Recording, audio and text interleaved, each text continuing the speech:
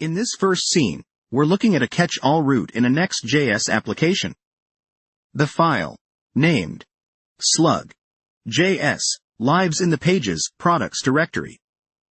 The syntax with the square brackets and ellipses tells NextJS that this file should match any and all subpaths under products. It's called a catch-all route because it catches all paths beneath its level. Inside the function component product page, we use the useRouter hook from NextJS to grab the current routing information. The router object's query property contains the dynamic segments of the URL, here referred to as slug. Since it's a catch-all route, slug is an array of strings, representing each segment of the path. We then join these segments and display them, which is incredibly useful for creating product pages with nested categories or handling complex path structures. In our second scene, we examine a single slug route.